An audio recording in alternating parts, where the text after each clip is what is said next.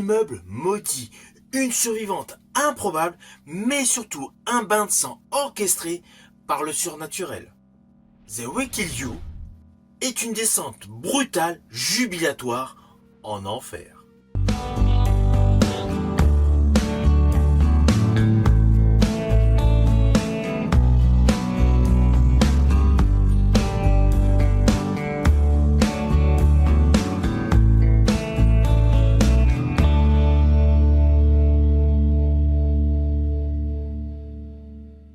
Alors je vous le dis tout de suite, j'ai aimé ce film The Will Kill You. Le film est topissime, il est ultra gore, il est surnaturel, il est punchy. Naturellement, je vais revenir sur pas mal de détails. Mais avant cela, n'oubliez pas, si vous n'êtes pas abonné, pensez à le faire, pensez à la petite cloche pour les notifs et surtout à vos commentaires. Let's go!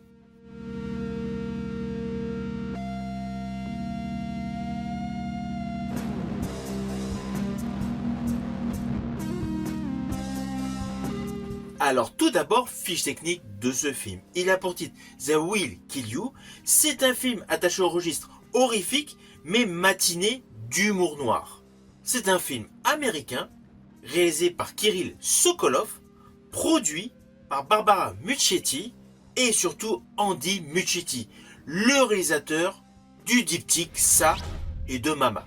Du coup, niveau qualité, c'est du lourd. Et il est porté principalement par l'actrice Zazie Beetz, avec l'histoire suivante.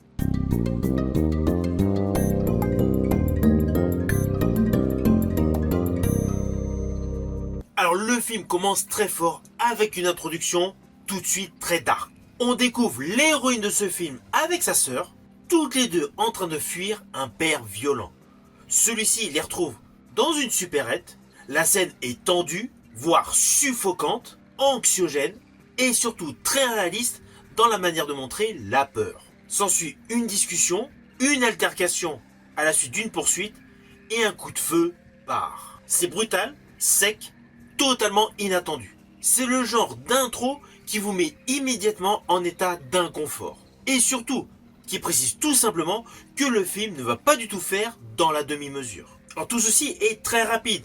À partir de là, le destin de l'héroïne bascule totalement. Elle se retrouve en prison, séparée de sa sœur. Et ce point-là est primordial, parce qu'en fait, il va hanter tout le film. Ce n'est pas du tout juste un petit élément du scénario. C'est un réel moteur émotionnel. Alors ensuite, il y a une ellipse de 10 ans, et nous retrouvons donc la jeune femme qui s'était retrouvée en prison devant le fameux hôtel que vous avez vu dans la bande-annonce. Son visage est marqué, son regard est transformé, et nous donne réellement l'impression d'être là par obligation. Et d'ailleurs, dès son arrivée, on s'aperçoit qu'il y a quelque chose qui cloche. L'endroit est étrange, le comité d'accueil est très bizarre, implicitement, on ressent que cet endroit est presque vivant. Alors, ne vous inquiétez pas, je n'irai pas plus loin sur les lignes scénaristiques de ce film, car l'histoire est assez succincte, elle est surtout basée sur de l'action, sur du frisson, sur du corps et du surnaturel. Donc naturellement, je vous laisse le plaisir de découvrir par vous-même. Mais sachez que ce que j'ai vraiment apprécié de ce film, c'est la construction du récit.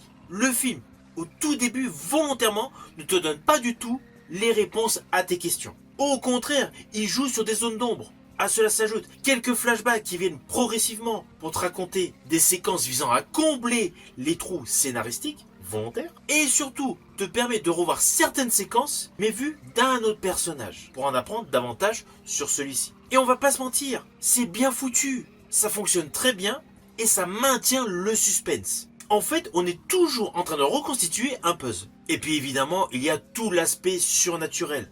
J'avais regardé juste un petit teaser de ce film, mais je m'étais pas du tout rendu compte de l'ampleur surnaturelle. C'est totalement bluffant.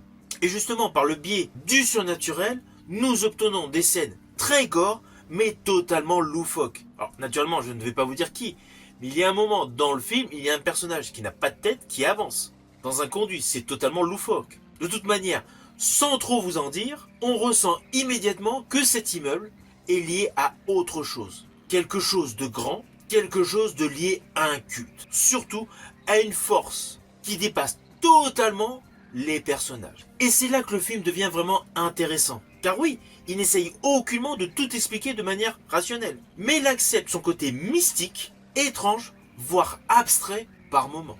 Et c'est précisément là que le gore entre en jeu. Alors on va pas se mentir, le côté gore est selon moi la grosse plus-value de ce film. Perso, j'ai aimé de la manière dont ça a été utilisé. C'est bien dosé, jamais gratuit, et surtout le gore est surprenant. Il y a des moments où on ne s'y attend absolument pas, et ça fonctionne. Du coup, c'est topissime. Mais par contre, je tiens à vous préciser que tout le gore de ce film est volontairement mis au service du surnaturel.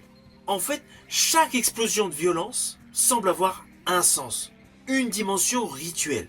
On n'est pas uniquement dans du gore pour le plaisir du choc, mais dans quelque chose qui participe pleinement à l'ambiance du long métrage. Et en même temps, le film assume un côté très stylisé. Pour tous les aficionados du cinéma, en regardant ce film, on est obligé de penser à Kill Bill de Quentin Tarantino. Je pense à la chorégraphie des combats, les giclures de sang et l'utilisation de sabres et de couteaux.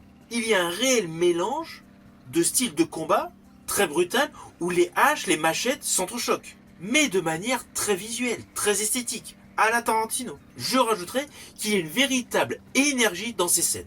Quelque chose de très physique et du coup très contraste avec le côté mystérieux, mystique, oppressant.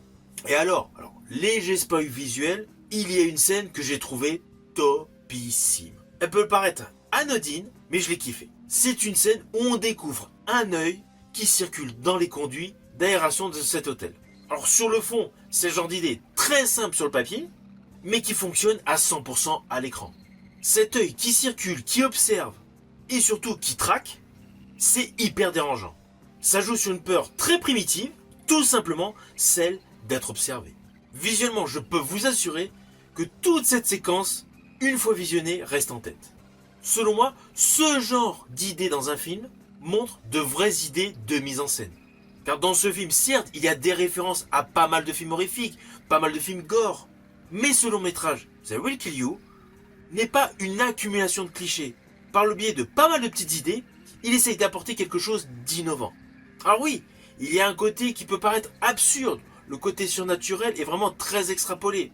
Je pense à une certaine chose qui est posée sur un manche à balai. Mais voilà, toutes les petites idées qui peuvent paraître absurdes sur le papier, en fait, présentées à l'image, apportent un réel divertissement. Il y a un côté nanar dans l'histoire, c'est clair, mais bien construit. Je dirais même que ce qui permet que ce film est une réussite dans le genre horrifique est surtout la mise en scène. Il y a un vrai travail sur l'ambiance, les lumières, la colorimétrie et les décors. En fait, tout contribue totalement à vous présenter une atmosphère oppressante, voire étouffante. Et dans les acteurs qui sont en second rôle, vous allez retrouver Patricia Arquette. Celle-ci est totalement énigmatique. Elle donne réellement l'impression que l'immeuble est un véritable personnage à ses côtés qui lui obéit. Alors évidemment, au centre de tout ceci, il y a la performance de Zazie Beetz. Elle porte totalement ce film avec une véritable intensité. Alors perso, je ne la connaissais absolument pas comme actrice. Peut-être que je l'avais vue ici et là dans des petits rôles, mais je ne l'avais aucunement remarqué. Là, dans ce film, sa prestation est top. Elle a un côté où elle paraît vulnérable, mais elle a un côté extrêmement dangereuse. Et justement, cela correspond au ton du film. Et alors, tout le rapport émotionnel qu'elle dégage par rapport à sa sœur est bien orchestré au cœur des scènes horrifiques.